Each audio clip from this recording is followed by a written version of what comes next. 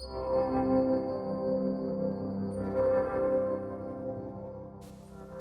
have a ministry and calling.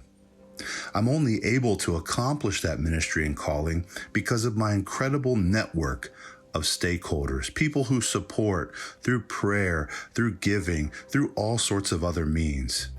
I want to describe to you today who these people are, what stake they have in my organization, and how they serve and how I can serve them best. I have a distinct vision, mission, and calling.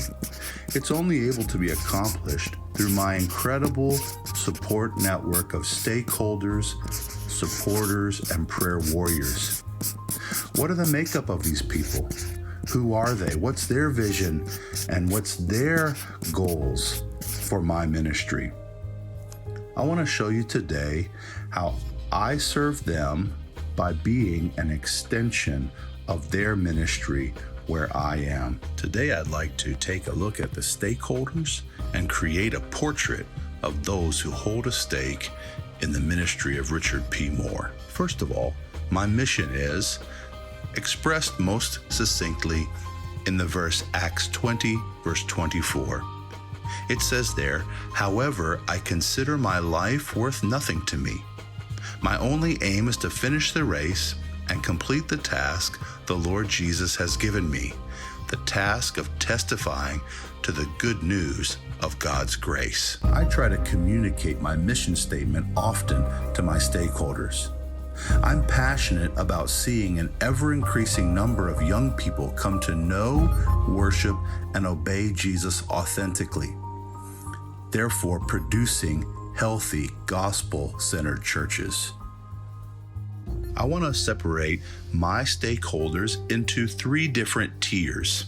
First of all, I have supporter stakeholders. They're in the first tier. They're stakeholders who have a financial interest in my ministry. Then I have partner stakeholders. They're the second and third tier.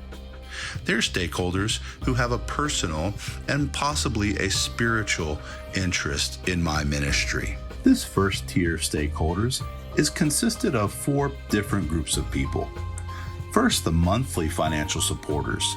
These stakeholders support our ministry monthly with a financial donation, and it's often a longer-term financial stake. The second group of people are one-time financial supporters.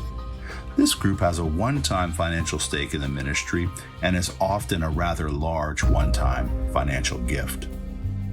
Then we have prayer supporters. These are people with a spiritual commitment to pray. These people are often committed to the long-term spiritual health of our ministry.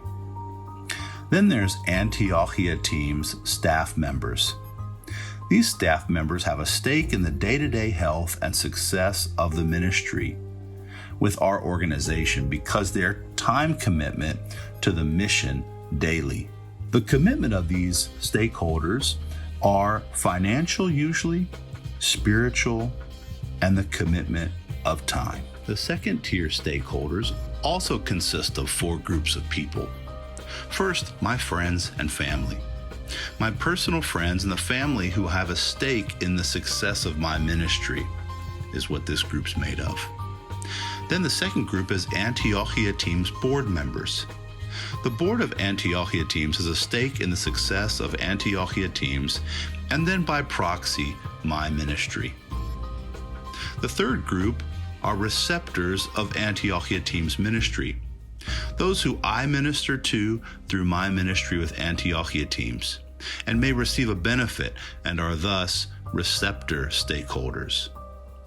The fourth group is Antiochia team's support network. Those people in this stakeholder group may pray or give financially to Antiochia teams and thus have a spiritual and financial stake in the success of Antiochia teams at large. What's the commitment and the level of stakeholder commitment in this group? First, my family has a personal interest in my own success.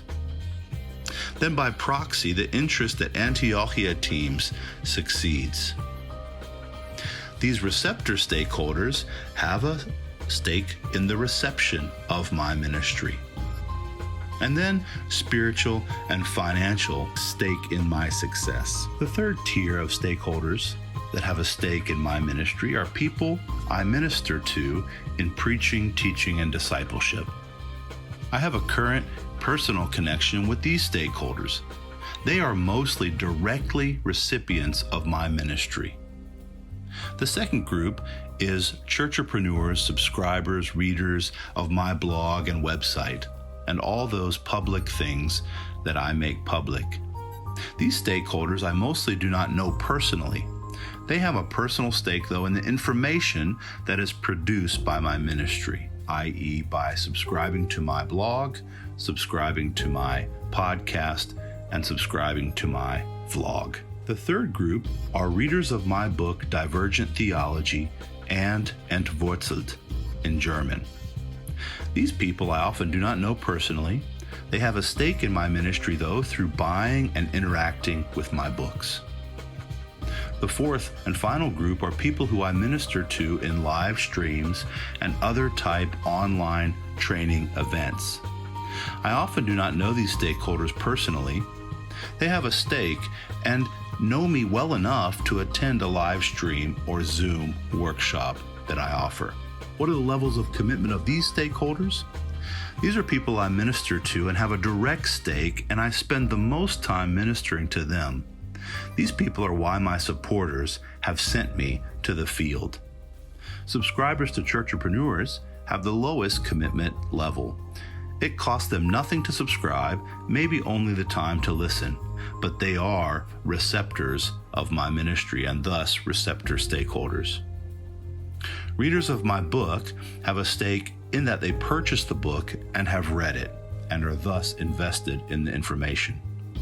These also have a low commitment but also high opportunity to receive a great deal by attending live streams or workshops in time commitment. The people in the fourth group have a low stakeholder commitment, but have a high opportunity to receive a great deal by attending live streams or workshops in time commitment. But they're also great receptors of good information and teaching and training. Thanks for taking the time to watch this quick video about my stakeholders and what their stake is in my ministry, and how they empower me to do the work that God has called me to do. Without them, it would not be possible. And thanks to them, the gospel is advancing.